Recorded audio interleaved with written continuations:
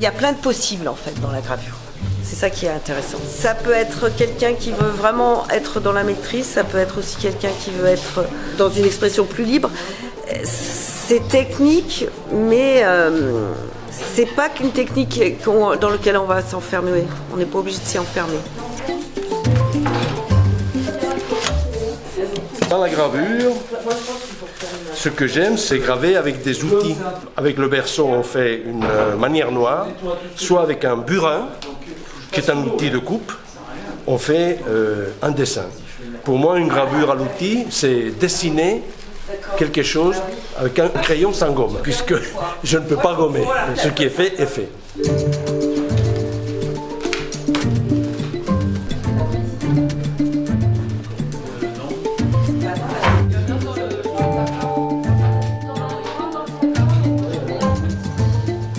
On peut soit faire des techniques où on maîtrise le geste, soit en passant par la scie, il y a toute une place qui est donnée au hasard.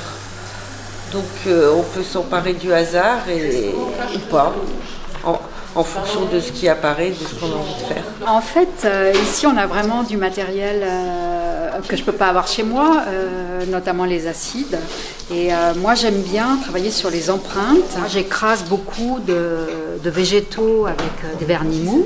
C'est quelque chose que je ne pourrais pas avoir chez moi. Pour moi la gravure, ce que j'attends d'elle, c'est justement un côté qu'on ne maîtrise pas vraiment.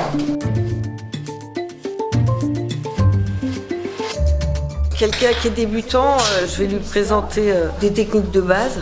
Mais après, c'est un peu en fonction de ce qu'il a envie. Je l'accompagne dans les techniques. Je propose des techniques qui vont aller avec ce qu'il a envie de faire. On a chacun un style bien particulier, différent, avec des créations différentes et tout est admis. C'est pas dirigiste, c'est pas un professeur qui vous donne un sujet, il faut tous reproduire le sujet, etc. C'est pas le cas. Il nous laisse notre liberté d'expression.